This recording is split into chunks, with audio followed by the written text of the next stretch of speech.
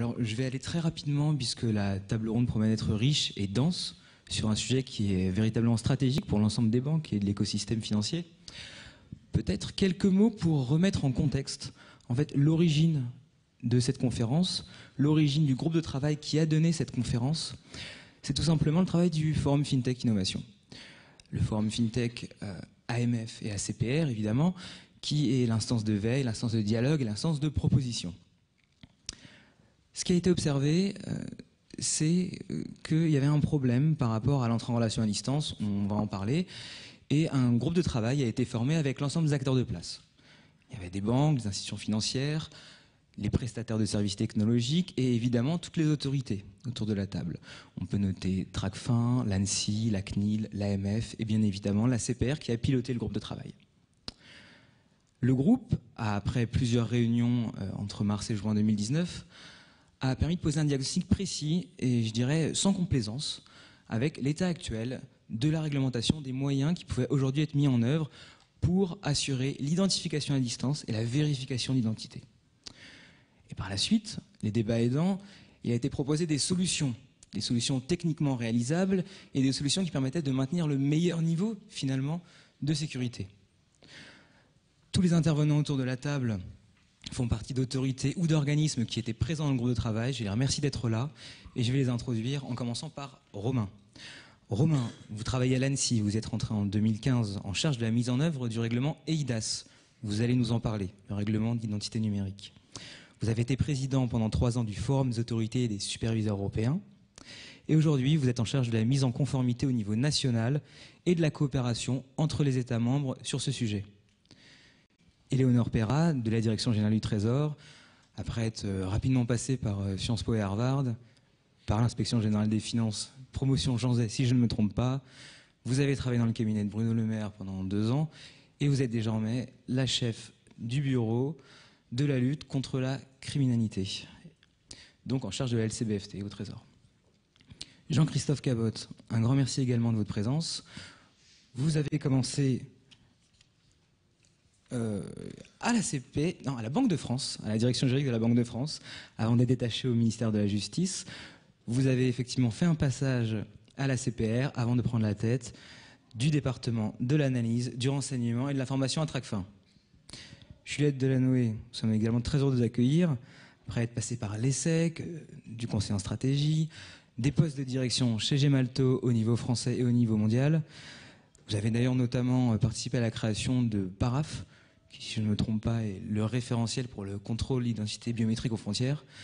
Vous avez décidé en 2018 de cofonder Hubble, qui est un prestataire en fait, de vérification d'identité à distance.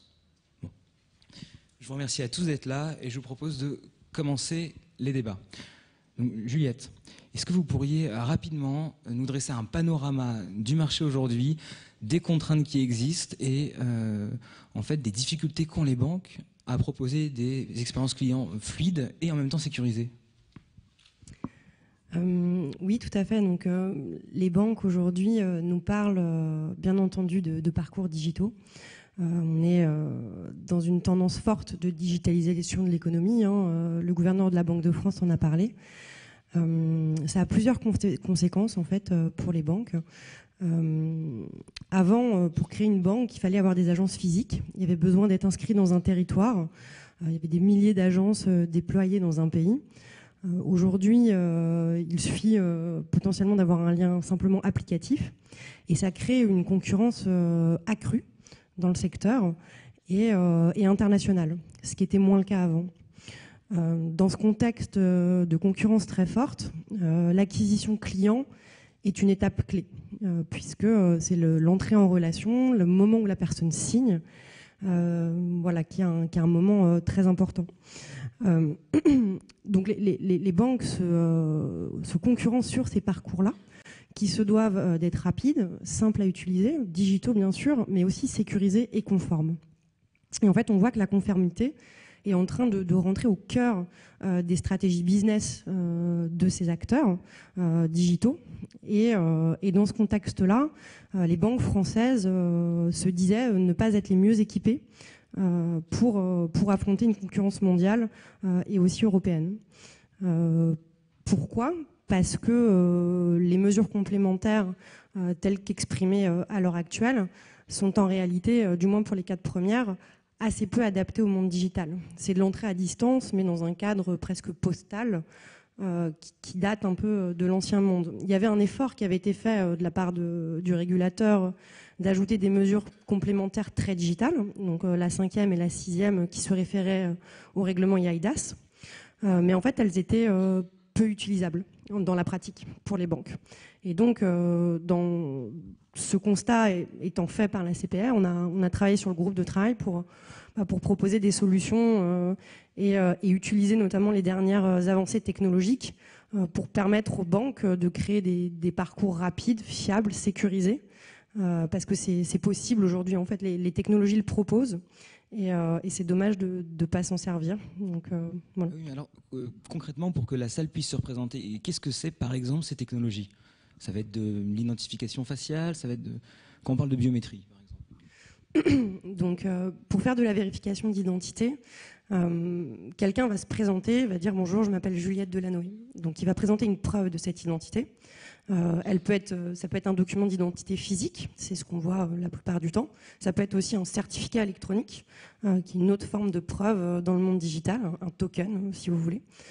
Et ensuite, il va falloir s'assurer que cette preuve, elle est réelle et que le porteur de cette pièce, c'est bien lui. Donc, c'est là qu'intervient la biométrie dans un second temps. D'abord, on vérifie la pièce. Ensuite, on s'assure que le porteur est bien le propriétaire de cette pièce et on va par exemple faire de la reconnaissance faciale et utiliser ce type de technologie. Les technologies qui existent aujourd'hui sur ce secteur, elles font toujours les deux choses. Vérifier une preuve, donc on peut le faire de manière visuelle.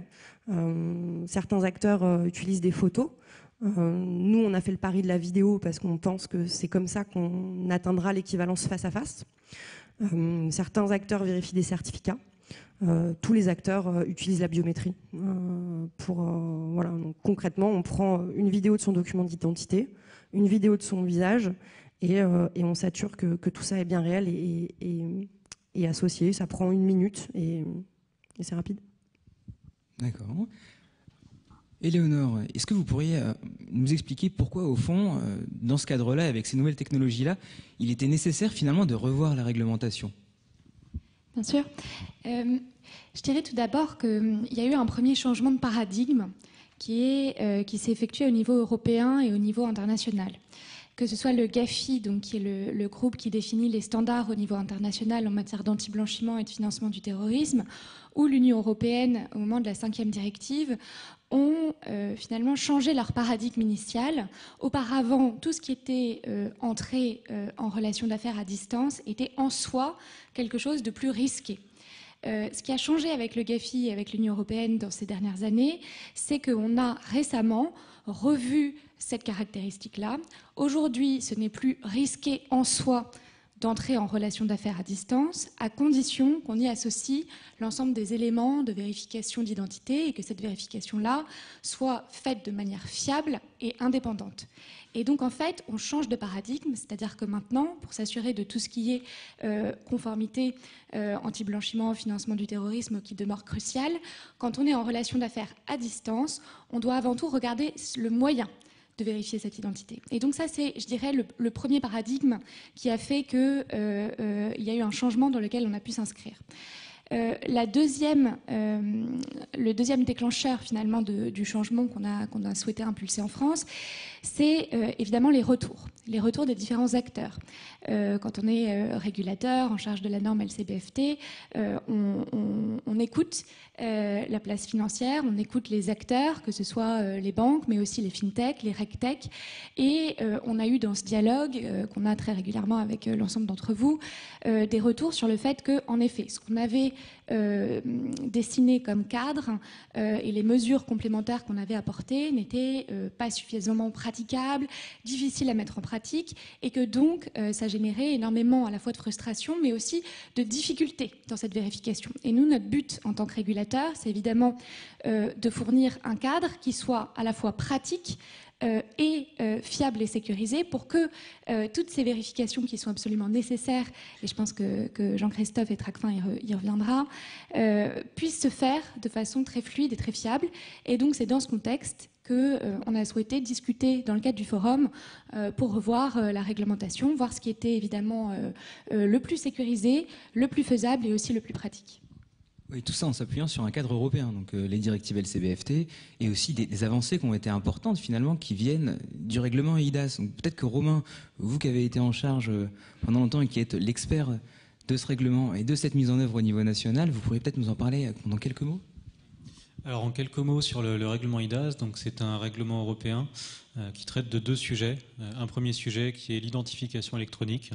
Comment une personne peut prouver sur des réseaux en ligne qu'elle est bien celle qu'elle prétend être en transmettant des informations d'identité telles que son nom, son prénom, sa date de naissance, éventuellement un identifiant univoque. Et ce règlement traite également de ce qu'on appelle les services de confiance, donc tout ce qui va tourner autour de la signature électronique, de l'envoi recommandé électronique, etc. etc. Là, en quelques mots, je vais me concentrer vraiment sur la partie identification électronique. Aujourd'hui, dans le règlement EIDAS, on distingue 3 niveaux pour l'identification électronique, faible, substantielle, élevée. Les 2 niveaux qui nous intéressent aujourd'hui dans le cadre des réflexions du groupe de travail qui a été mené par la CPR, l'AMF, sur l'entrée en relation à distance entre les banques et leurs clients, sont les niveaux substantiels et élevés. Aujourd'hui, sur ces niveaux substantiels et élevés, ce qu'on constate dans les grandes lignes, sans rentrer dans la théorie, c'est qu'au niveau élevé, on est plutôt sur des solutions de type carte nationale d'identité électronique, donc des cartes à puce, des composants robustes, avec des contraintes de déploiement, avec des contraintes potentiellement en termes d'ergonomie, de facilité d'utilisation, mais avec un niveau de sécurité extrêmement élevé. Là où sur le substantiel, on est sur en quelque sorte un compromis entre une ergonomie potentiellement excellente et un niveau de sécurité, on va dire, tout à fait acceptable. Ça, c'est les niveaux substantiels et élevés dans les grandes lignes. En termes de panorama des solutions existantes, si on regarde ce qui se fait au niveau européen, aujourd'hui, on a une douzaine de schémas d'identification électronique qui ont été notifiés par des États membres de l'Union européenne, c'est-à-dire qu'ils ont été officiellement présentés à la Commission européenne et sont reconnus officiellement par les autres États membres de l'Union européenne.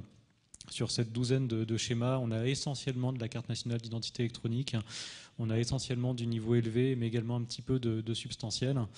Et on a une demi-douzaine de schémas qui sont aujourd'hui dans le pipe, c'est-à-dire qui sont en attente de ce qu'on appelle un examen par les pairs, donc une prise de connaissance par les autres États, pour regarder si effectivement les exigences du règlement EIDAS sont bien respectées par ces schémas-là.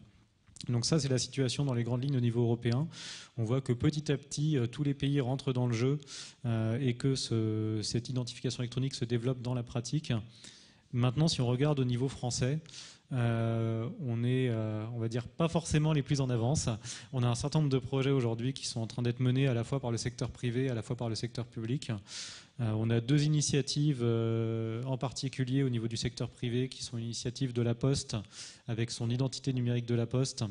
Donc là, une identité numérique sur mobile remise, on va dire, par un facteur lors d'un face-à-face physique.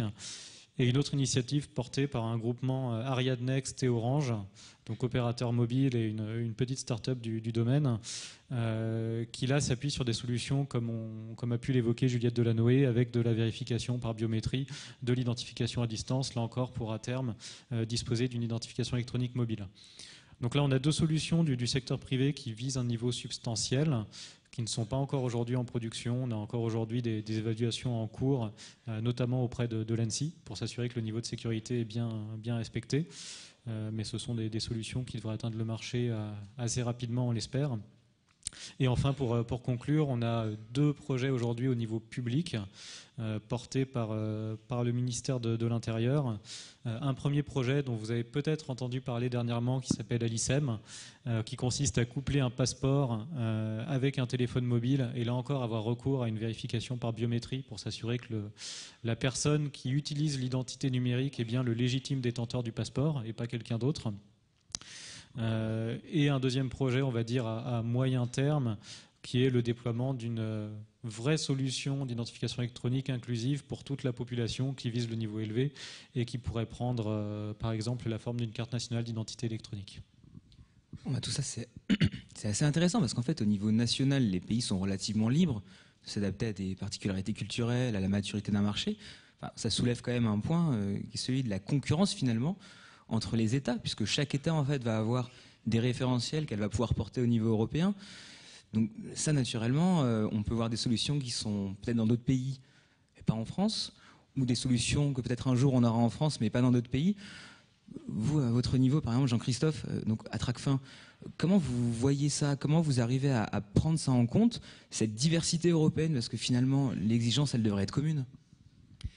Oui, c'est toute la difficulté entre des règles de lutte contre le blanchiment et le financement du terrorisme qui sont communes, qui sont dans une directive, alors adaptées de façon un peu nuancée selon les États, et puis la libre prestation de services, c'est-à-dire que chaque opérateur bancaire financier va avoir recours aux solutions qui sont et permises et en place dans son pays, avec des niveaux de sécurité différents, et chacun pourra utiliser le compte ouvert en Allemagne, en Espagne, en Italie, etc., pour faire des opérations aussi en France. Donc pour nous, c'est assez intéressant de voir justement ce que nos homologues, cellules de renseignement financier dans les autres pays, voient remonter comme type de problématique. Enfin, on va parler surtout de fraude documentaire, puisque c'est ça le cœur du sujet, et ce qui nous remonte à nous et ce qu'on peut constater nous-mêmes. Donc c'est cette comparaison qui est assez intéressante, qui nous permet d'avoir une idée aussi un peu de ce qui est le plus robuste, le moins robuste, des types de fraudes qu'on peut voir naître, alors pas forcément en France, mais dans d'autres pays, et ça nous permet de discuter avec l'ANSSI sur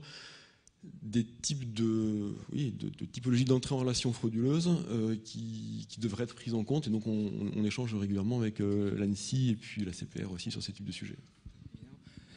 Donc alors, Juliette, vous, est-ce que en tant que chef d'entreprise, finalement, d'un prestataire technologique, est-ce que c'est de l'enrichissement mutuel de voir ce que font vos voisins ou de ce que font les prestataires dans les autres pays de l'Union européenne, ou est-ce que vous pensez que, ça change quelque chose en termes de concurrence, et 2, ça pourrait vous permettre d'avoir un avantage compétitif si vous avez un cadre qui est plus adapté, en gardant les mêmes standards?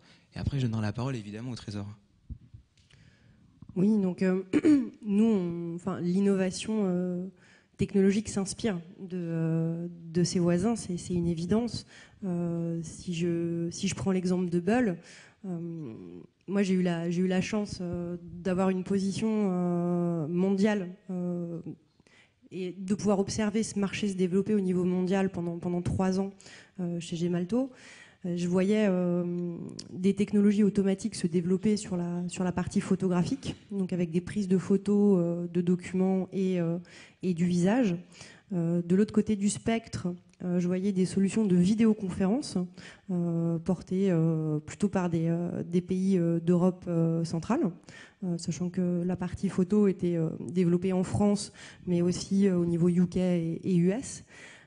Et ces 2 solutions-là nous ont inspirés, puisqu'on s'est dit, très bien, on prend la vidéo et on garde ce médium qui est extrêmement riche, qui contient beaucoup d'informations, et on l'automatise. Donc, c'est-à-dire qu'on fait la synthèse des 2 mondes, et peut-être qu'on n'aurait pas eu cette idée si on n'avait pas eu les initiatives précédentes.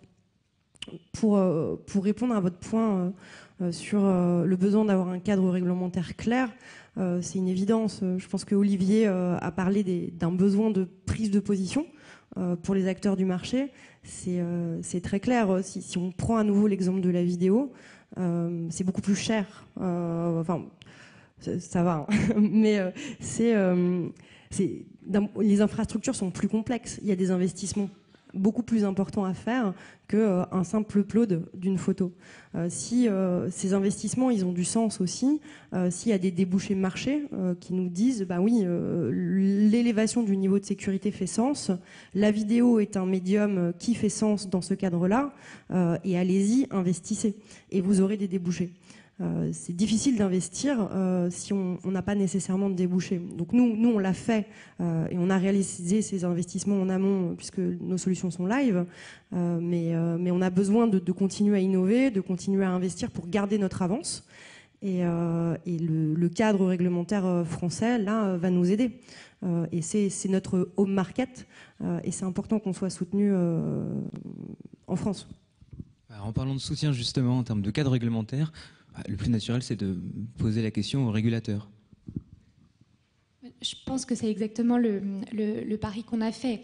On voit que tout ce qui est exigence de LCBFT, donc de conformité, sont amenés à se renforcer, à se développer, à s'intensifier. Et donc le pari qu'on souhaite faire, c'est évidemment de développer aussi un cadre pour qu'il y ait des RegTech françaises qui puissent se développer, qui sont déjà là, et qui puissent fournir des solutions aussi françaises, absolument fiables, et qui permettent finalement à tout l'écosystème français, les acteurs bancaires, les acteurs financiers, d'en bénéficier. Donc c'est évidemment indispensable. L'exemple des pays étrangers et de nos voisins nous permet aussi de voir ce qu'on souhaite éviter. Il y a certains pays qui ont pris aussi des choix justement beaucoup moins sécurisés, parfois beaucoup moins robustes, qui parfois peuvent être amenés à en revenir parce qu'ils ont constaté des accroissements de certaines fraudes ou de certains sujets. Et donc voilà, le choix qu'on fait ici, c'est vraiment un choix qui allie à la fois évidemment la fiabilité, la simplicité d'utilisation et en même temps une sécurisation qui soit réelle. Donc c'est le choix qu'on fait. Non, mais ça, c'est très juste au final de dire que certains pays en sont revenus. Parce qu'au fond, la vérification d'identité à distance est un métier complètement différent de celle de l'entrée en relation en face à face. D'ailleurs, peut-être Jean-Christophe, en quelques mots, nous dire, avant qu'on passe aux solutions qui ont été apportées par le groupe de travail, pourquoi en fait cette entrée en relation à distance, elle est différente pour vous en termes de profil de risque? Effectivement, là on est toujours sur le sujet donc, de l'entrée en relation en fraude, donc fraude documentaire. Quand vous êtes en face à face, vous avez un client qui arrive à un guichet, qui présente des papiers d'identité, et on s'attend à une diligence raisonnable de l'agent de banque qui n'est pas un expert du profilage dans les aéroports ou dans la gendarmerie, de reconnaître que la personne qu'il a en face de lui ressemble raisonnablement à la photo qu'on lui présente sur un ou deux documents d'identité. Ça disparaît dans l'entrée en relation à distance. Alors qu'est-ce qu'on peut trouver comme type de fraude qui utilise ça? Alors je vais aller du plus basique au plus un peu plus compliqué à voir et qui va devoir, dans la partie solution, faire intervenir plusieurs acteurs. Bon, le premier, le plus simple, c'est le selfie ou la vidéo qui est prise qui ne correspond pas à la pièce d'identité. Donc une personne qui ne correspond pas au document d'identité qu'on fournit. Ça, globalement, toutes les solutions arrivent à le détecter. Un peu plus compliqué parce que ça nécessite une coopération avec des acteurs publics, l'utilisation d'une carte falsifiée, donc avec la photo de la bonne personne, perdue, volée ou fausse. Là, la difficulté, c'est qu'il faut avoir accès au registre des pièces volées, perdues. C'est déjà un peu plus compliqué. Après, encore un peu plus compliqué, et ça, nous, on s'en rend compte quand les acteurs financiers font les déclarations. On s'en rend compte a posteriori, c'est quand un même selfie, une même vidéo a été utilisée pour ouvrir plusieurs comptes avec des identités différentes. Parce qu'on a réussi à assurer une identité ou une conformité entre les deux pièces et puis on la réutilise, on la duplique. Ou une même photo sur plusieurs pièces d'identité, qui est l'équivalent. Ça, c'est un peu plus compliqué parce que ça veut dire qu'au moment de l'ouverture du compte, il faut être en mesure d'interroger une base d'informations pour savoir si la photo, de la pièce d'identité ou du selfie ou de la vidéo est déjà connue. C'est déjà un petit peu plus compliqué. Et puis le dernier cas, ça va être un petit peu indépendamment de la pièce d'identité fournie ou de la photo de la personne, ça va être l'utilisation de la même adresse, du même justificatif de domicile, qui sera un très joli faux qu'on utilisera pour ouvrir plein d'identités différentes, ou une même adresse IP qui servira à ouvrir plein de comptes sous des identités différentes. Donc là, on s'imagine qu'on est en présence de quelqu'un qui fraude en ouvrant une multitude de comptes qui seront ensuite utilisés comme compte taxi, comme compte pour faire des escroqueries, ouverts et fermés. Voilà, c'est un petit peu le panorama qu'on peut avoir. D'accord, et donc l'ensemble des mesures servait au fond à répondre à ce panorama. Donc dans le rapport, vous pouvez observer qu'il y a des grandes mesures qui sont relativement fortes. Le passage en fait du niveau au niveau substantiel en fait d'équivalent face à face pour l'identité numérique, la mise en cohérence et l'actualisation des mesures complémentaires dont vous avez parlé, Juliette, et la volonté aussi d'assurer un suivi par un reporting pour maintenir toujours le meilleur niveau d'exigence par rapport à la LCBFT. Ça, clairement, c'est des mesures qui vont beaucoup changer les choses dans la LCBFT. Ça va être au Trésor de le mettre en œuvre. Peut-être que Éléonore, vous pouvez nous parler rapidement des arbitrages que vous avez dû faire, de la manière dont vous les avez approchés, et finalement, en fait, quand est-ce qu'ils seront mis en œuvre? Donc, comme vous le savez tous, je pense, on est dans une phase où on transpose la 5e directive anti-blanchiment européenne, donc qui est attendue pour le 10 janvier 2020.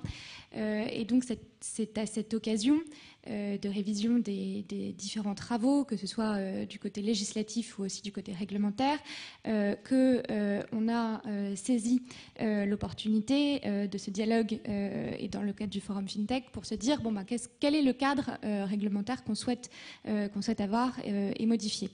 Je dirais qu'il y a 3 éléments qui sont extrêmement importants. Le premier, il est peut-être symbolique, mais en réalité, il est extrêmement puissant.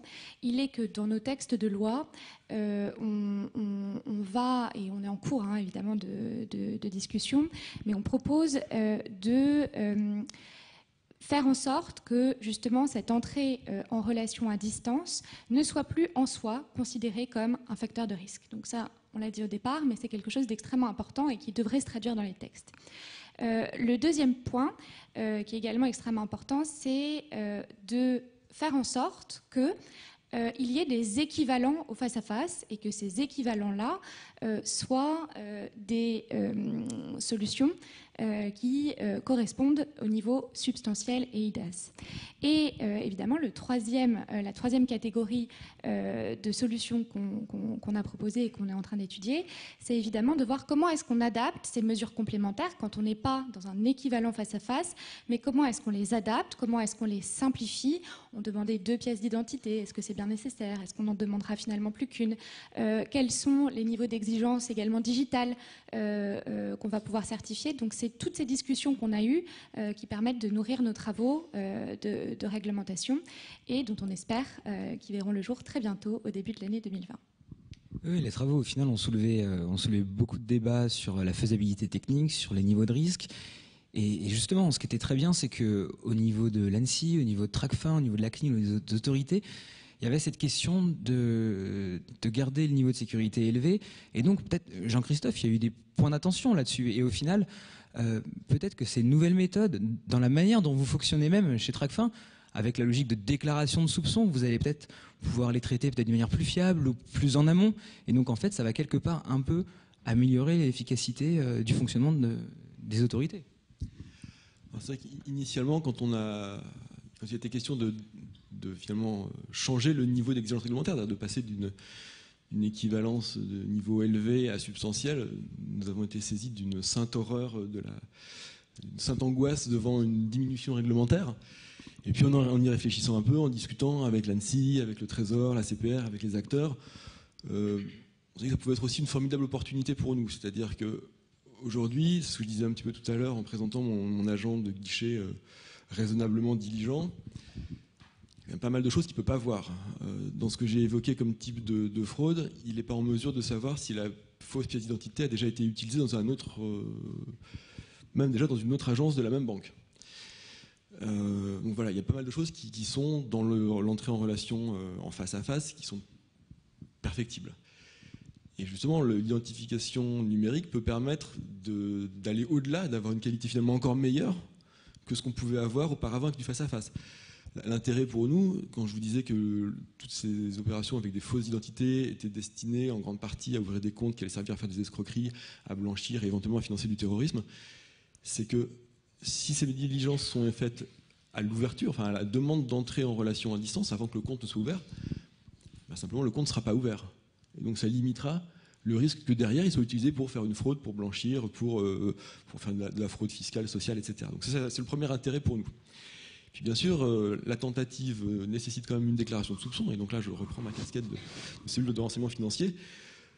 Pour nous, ça a aussi un avantage parce que le KYC des établissements sera de meilleure qualité, c'est-à-dire qu'on aura davantage d'informations, on aura du biométrique qu'on n'a pas ou mal aujourd'hui, on aura des informations sur des adresses IP, sur des serveurs, sur des choses comme ça.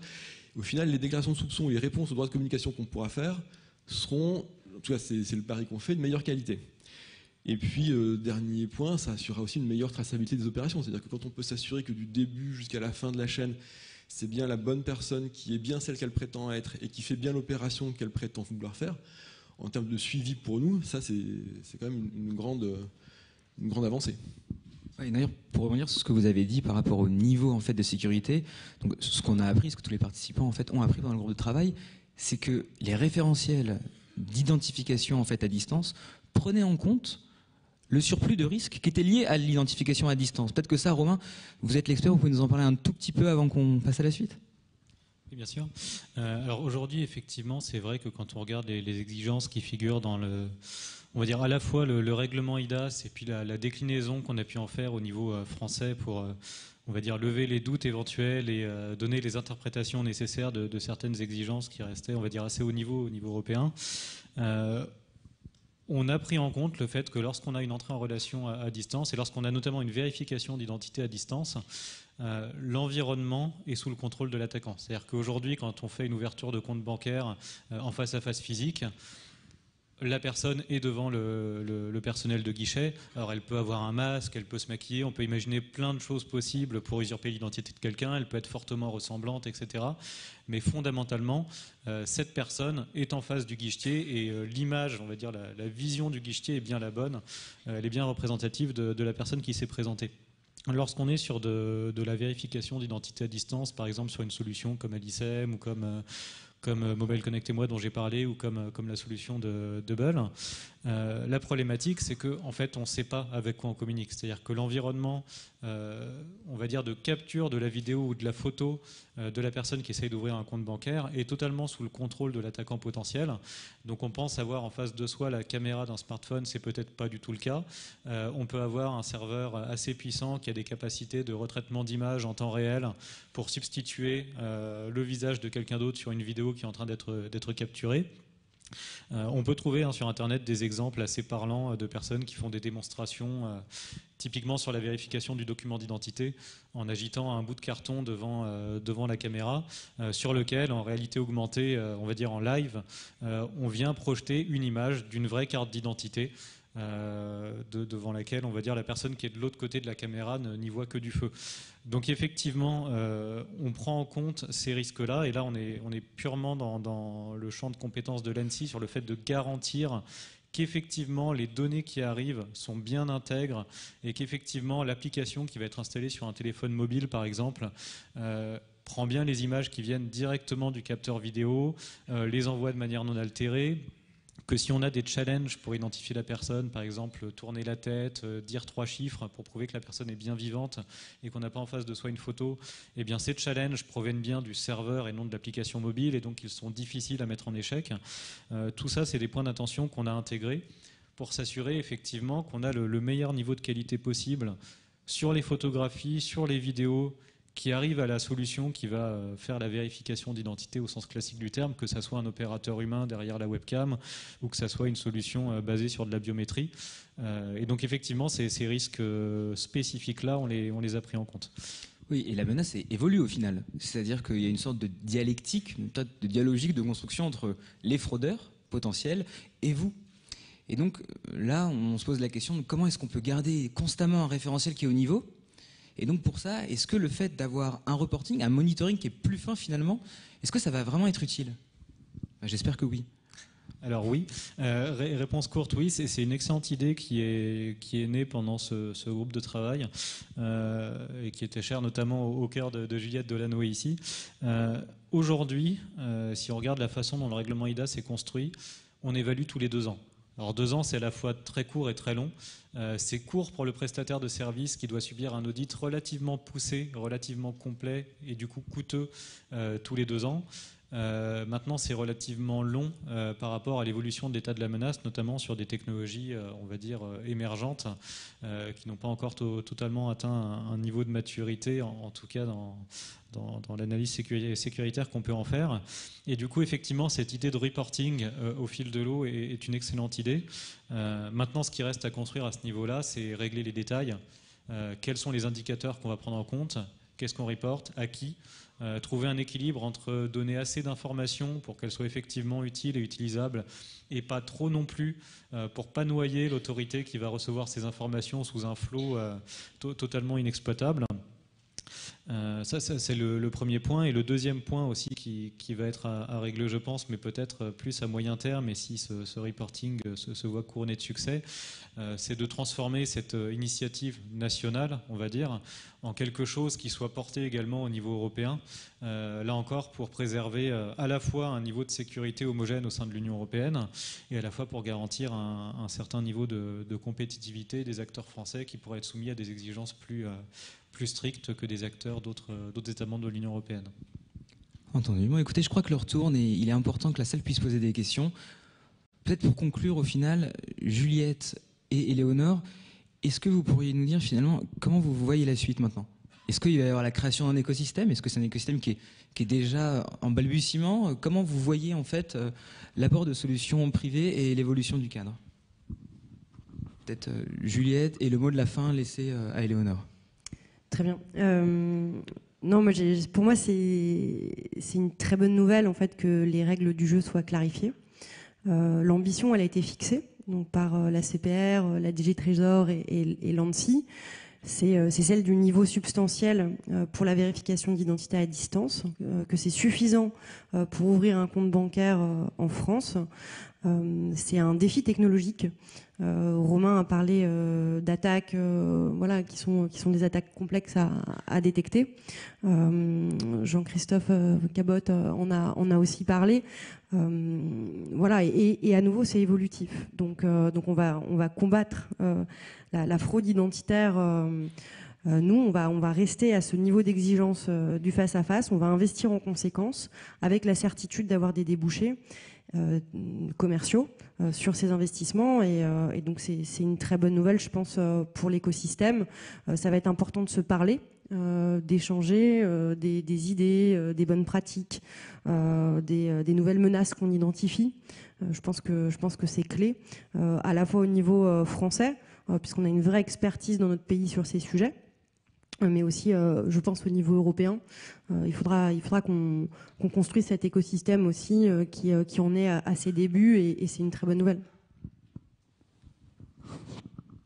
Le mot de la fin, peut-être, l'objectif, c'est que finalement la France dans l'Union européenne devienne la championne de la vérification d'identité à distance, et que pour cela, ça nécessite évidemment d'avoir un cadre réglementaire adapté, donc, dont on espère qu'il sera adapté en début d'année, et également un écosystème à la fois privé et public de RegTech qui œuvre à cet objectif. D'accord, donc rendez-vous en fait le 10 janvier 2021 pour la fin de la transposition au maximum. Et pour tous ceux qui veulent consulter plus en détail les mesures, sachez que le rapport du groupe de travail est public. Il est sur le site du pôle FinTech Innovation de la CPR, au niveau du forum FinTech ACPR-AMF, puisque c'est sous cette égide qu'il a été construit. Voilà, je vous remercie. Et je vous propose de prendre quelques questions dans la salle, vu qu'on a quelques minutes qui nous restent.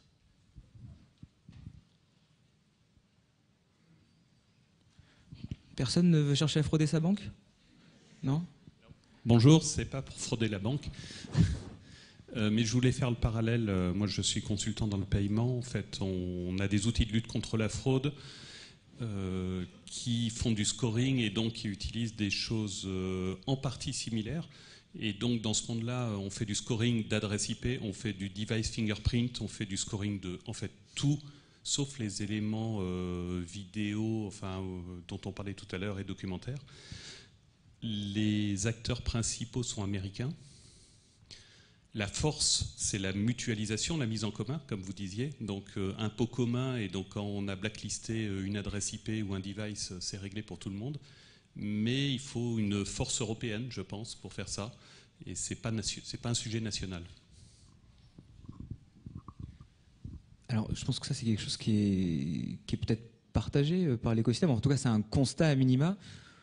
Peut-être soit vous adressez une question à un des participants, soit peut-être pour reprendre la question qu'on pourrait vous poser en retour, c'est est-ce que le cadre finalement vous trouvez qu'il convient, parce que on parle de mutualisation de données finalement, et des données qui peuvent être personnelles, et en fait finalement l'Union européenne est la seule à avoir le RGPD qui donne un cadre pour ces données-là.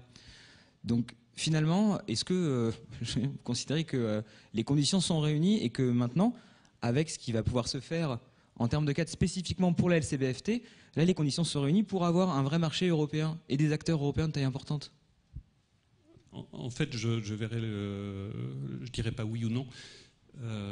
C'est un trade-off en fait entre le partage de données personnelles et la réduction du risque. Et donc, il faut accepter de donner pour être protégé, je pense. C'est pas natif pour tout le monde, mais c'est indispensable. Et les utilisateurs en e-commerce n'ont pas conscience qu'ils donnent, et ils donnent aujourd'hui à des acteurs américains. Donc moi je préconise une solution où on donne à des acteurs européens, et vous pouvez donner votre avis si vous en avez un sur ce sujet. Ouais, peut-être un retour d'expérience sur aujourd'hui ce qu'on a commencé à accomplir grâce au règlement IDAS, alors qui n'est pas la solution, enfin le règlement IDAS ne donne pas toutes les solutions pour répondre aux besoins des banques, ça vous le verrez en lisant les conclusions du groupe de travail, mais en tout cas ça crée un précédent, on a un cadre européen, un cadre réglementaire européen qui nous permet de valider, on va dire, la sécurité de services offerts par un certain nombre d'acteurs. Et aujourd'hui, ce qu'on constate, c'est que ce cadre réglementaire européen ne fait pas barrage à l'entrée d'acteurs américains, c'est pas l'objet. L'objet, c'est pas de faire du protectionnisme.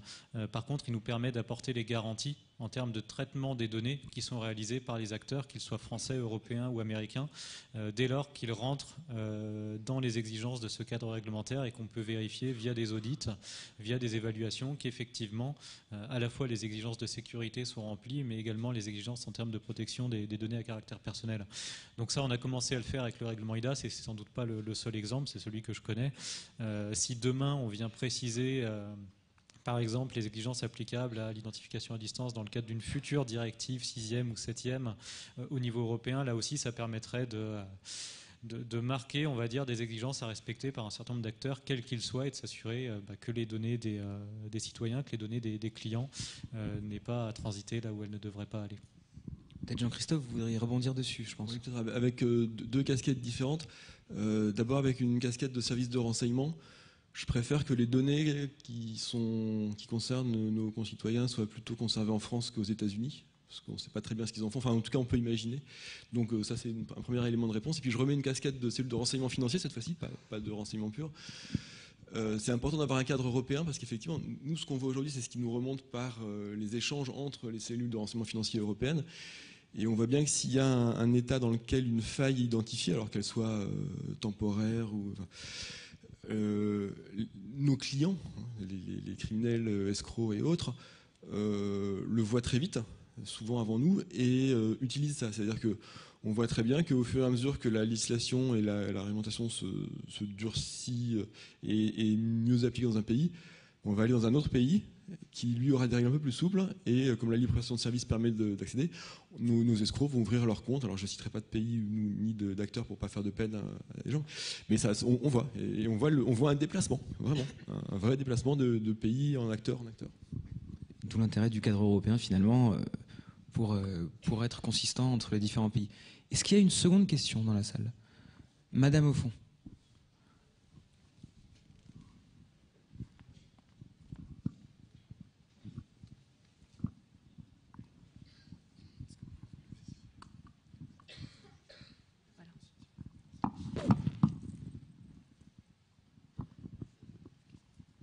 Bonjour, Isabelle Pratt-Covea. En fait, j'ai été très intéressée par la démarche que vous présentez sur LCBFT et sur les technologies développées, mais je m'interrogeais sur le parallélisme des réflexions menées par ACPR FinTech d'un côté et CNIL de l'autre. On vient d'avoir les règles directrices en matière de reconnaissance faciale, et j'avoue qu'en vous entendant, j'ai le sentiment que il y a une petite divergence d'approche. Ai-je bien compris, mal compris? En fait, les régulateurs ont des exigences qui me semblent parfois un peu différentes. Alors, juste pour répondre au niveau du groupe de travail, donc la CNIL était présente dans le groupe de travail et elle s'associe aux conclusions du groupe de travail. Donc, je pense que là, on est en fait sur des questions qui sont extrêmement sensibles, qui sont des questions qui touchent à la protection des données, à l'identité des gens. Et en fait, sur différents points, il y a des exigences qui vont être relevées. Ça ne veut pas pour autant dire qu'il y a une incompatibilité entre la protection des données et typiquement la réduction du risque de LCBFT. Je pense que la personne la plus à même d'en parler, c'est vous, Jean-Christophe, parce que vous êtes un peu confronté à ça au quotidien, dans l'essence même de vos fonctions. Néanmoins, la CNIL est présente et la CNIL s'est associée aux conclusions du groupe de travail. Nous n'avons été qu'un transmetteur, et d'ailleurs elle s'est exprimée là-dessus. Mais je vous rejoins, les enjeux sont très importants. Jean-Christophe, peut-être que vous pouvez... Oui, je pense qu'effectivement, les mieux à même de répondre, ce serait la CNIL. Nous, ce qu'on voit, c'est effectivement l'importance de la qualité des données. C'est-à-dire que le pire, c'est l'usurpation. Et je pense que ça, la CNIL devrait être d'accord aussi sur cet aspect-là. C'est utiliser l'identité de quelqu'un d'autre pour commettre des actes délictueux, criminels, fraudogènes. Et nous, effectivement, on assure le plus grand respect des données qui nous sont transmises à nous. On essaye de faire en sorte que nos déclarants gardent les données les plus confidentielles, parce que c'est ça, finalement, la richesse et la qualité de nos investigations derrière. Donc je pense qu'il n'y a pas d'hiatus sur ça entre la CNIL et nous. Donc en fait, une bonne qualité des données, finalement, peut permettre de préserver la protection des données, l'identité qui est recherchée par la CNIL, finalement. Peut-être, Juliette, vous voulez rebondir dessus rapidement ? Oui, je voulais peut-être faire un point. Nous, on manipule tous les jours des données très personnelles d'utilisateurs, puisqu'il s'agit de leur nom, de leur prénom, des dates de naissance, de leur visage. Et donc, on a un acteur français soumis à la réglementation sur le respect des données personnelles. Donc, le RGPD est au cœur de notre métier, c'est au cœur de nos infrastructures, des traitements qu'on fait. Donc c'est à nouveau, je rejoins monsieur qui dit que c'est bien de mettre ces données-là dans les mains d'acteurs français qui s'assurent que ces données elles sont traitées en France pour le coup par des opérateurs et dans des serveurs en Europe, et que ça part pas aux US et que c'est pas revendu, réutilisé, etc. Donc c'est fondamental d'avoir des champions français qui respectent ces données-là, qui les traitent correctement. L'autre point que j'ai, c'est que c'est aussi fondamental qu'on puisse apprendre sur ces données, puisque si demain on doit investiguer des fraudes avec l'ANSSI, si on n'a pas de données, c'est compliqué. On peut pas en fait.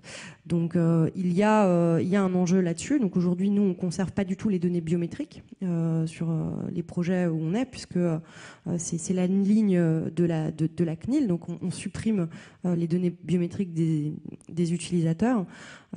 Pour le coup, c'est aussi potentiellement une faille de sécurité de le faire, puisqu'on ne peut plus investiguer a posteriori sur ce type de données-là. Donc voilà, à nouveau, c'est un équilibre à trouver. Alors il nous reste quelques minutes. Est-ce que nous avons une troisième et dernière question dans la salle ? Je crois monsieur là-bas. Là, au 5e rang en partant du fond, sur votre droite.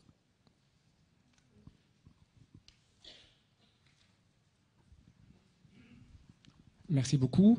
Je voyage beaucoup à l'étranger, en dehors de l'Europe, où je vois des initiatives qui sont prises en Afrique ou en Chine. Est-ce que vous êtes inspiré justement extraterritorialité, par exemple en Chine, avec la création d'une identification numérique unique dans lequel l'État, au début, rencontre les personnes physiques et crée une identification numérique unique? C'était ma première question. Et une deuxième question, vous avez parlé de beaucoup d'initiatives dans le domaine KYC, personnes physiques, avec des solutions technologiques innovantes. Est-ce que vous avez la même réflexion pour les entreprises, les personnes morales? Alors, je suis très content que vous posiez cette question, parce qu'on a fait un second groupe sur les personnes morales, qui devrait bientôt publier ses conclusions, et qui devrait traiter beaucoup de sujets, comme le registre des bénéficiaires effectifs, etc. Donc, honnêtement, c'est la parfaite accroche pour clôturer un moment et proposer de s'en tenir après à ces travaux. Pour le deuxième point, je pense que peut-être, Éléonore, vous pouvez juste faire un point sur comment en fait on construit ces exigences, et au final de voir que la logique elle est peut-être pour la France très européenne. Finalement vous avez un rôle qui est leader en Europe, et c'est là-dessus en fait que vous jouez peut-être plus que sur des différences ou des similitudes avec des pays d'autres continents. Oui, alors sur la question qui était de celle d'une identité numérique, publique, etc., je pense que c'est plutôt, là pour le coup, le ministère de l'Intérieur, donc je ne voudrais pas parler de sujets qui m'échappent très largement, mais sur le point, en effet, de la manière dont on réfléchit à tous ces sujets, le cadre est évidemment européen. Il doit se traduire par des applications nationales, donc c'est ce qu'on essaye de faire, mais c'est évident qu'on essaye de créer tout un écosystème européen dans lequel la France est bien positionnée. Écoutez, je vous remercie tous. Je pense qu'on peut chaleureusement applaudir les intervenants qui nous ont parlé d'un sujet qui était complexe et passionnant.